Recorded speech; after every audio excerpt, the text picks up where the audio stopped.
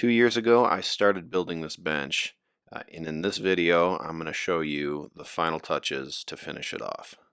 Also, if you like this bench, I do have plans available on my website, link in description. But please watch this video first, because if you click off right away, then YouTube thinks the video sucks and doesn't show it to anyone. Now, I bought hot rolled metal for the legs, and that slag's really hard to remove, so I actually had these sandblasted instead of doing the chemical trick that I used on the front of the vices. And that sandblasting leaves kind of a matte finish, so I sanded all of that off and applied some water-based poly to prevent rusting before I put it back together. Now this bench is getting a 14-inch twin turbo vise as a front vise, and I want 2 extra rows of dogs so that it has good dog clamping capacity across the whole width of the bench. So I lay those out and first route 2 half-inch grooves that are going to receive walnut strips with magnets glued into them that hold up the metal posts of the dogs.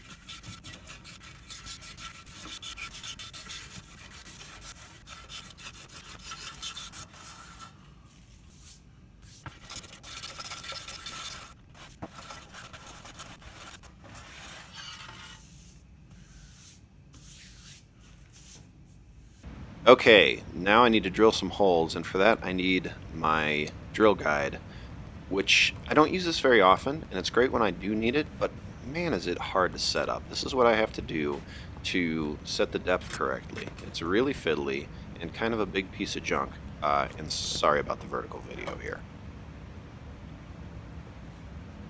But anyway, back to the drill guide. I still got it wrong, so I need that 1/8 inch spacer to get the depth exactly right. Now, again, I don't use this tool very often, but I would pay a lot more than the, well, I don't know, $25 that these things cost for a really good one. Because when you need it, in situations where you need a very perpendicular hole to a specific depth and you can't take the workpiece to the drill press, it's pretty important. And this one's just a real pain, and look at this, it gets oil all over everything.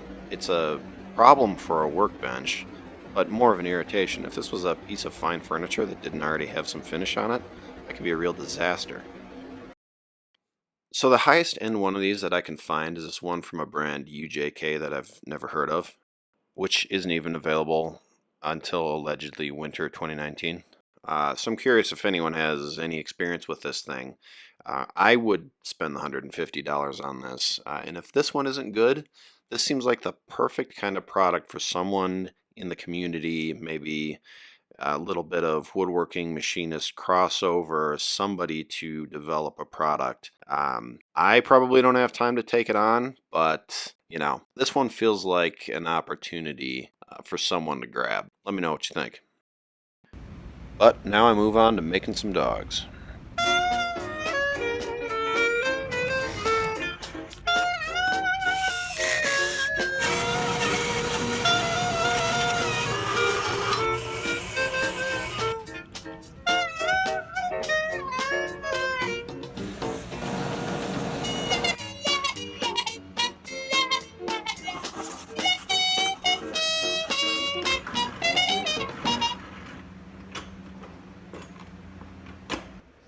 And after that walnut strip with the magnets is glued in and flushed up, I come back and route a smaller groove and put another piece in, and this gives the flat surface that meets up with the flat face of the dogs.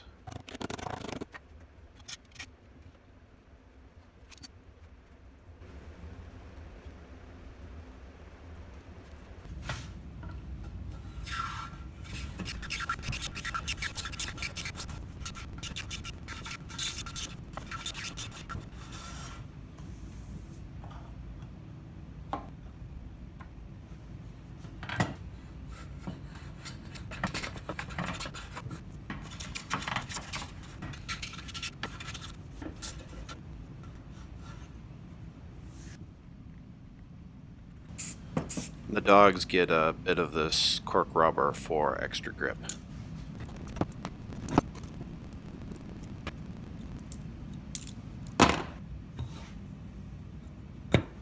Now both sides of the new vise that's going on the front get cork rubber, and it's a 1/16 inch thick, so I set some grooves to the proper depth and then chisel away the rest. Now this material does still come with the vices, so if you pre-order it you get 2 sheets of this material. If you just want to buy it for an existing vise, it's also for sale on my website, and if you watch this video you can see why it's the best stuff out there. Now I build the wooden chop for the vise. Now this is not a full instruction video on how to set up the vise. This is more of kind of the highlights of the build. Before the vices ship out, I'm going to do a very in-detailed video showing every step of how to construct and install the vise. But that's not this.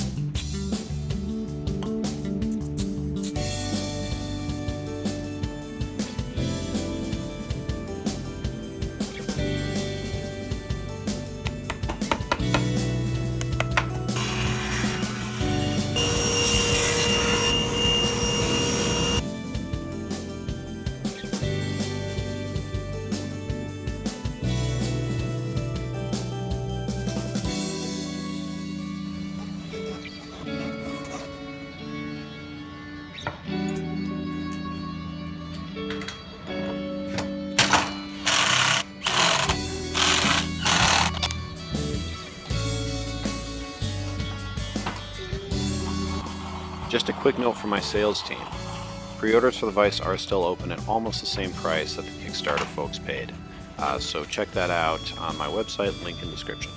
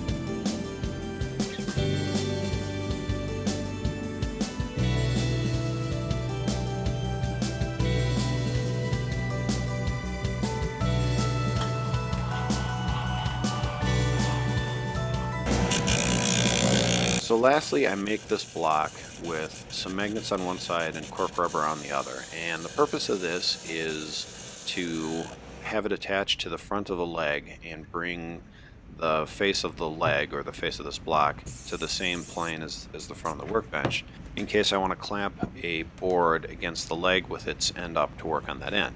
It's probably not something I'll do very often, if ever, but it's a capability that I want to have, even though the legs on my bench are recessed, if for no other reason that no one can tell me I can't do that clamping operation and I've missed some critical piece of a traditional workbench design.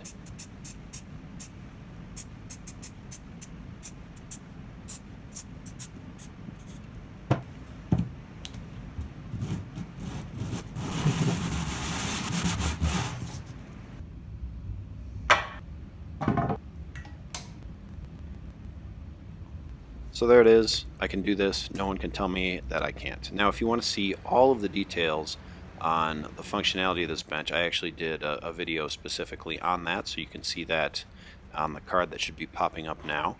Otherwise, this thing's about done, putting some finish on and wrapping it up. So the bench is done. 2 years. Hooray.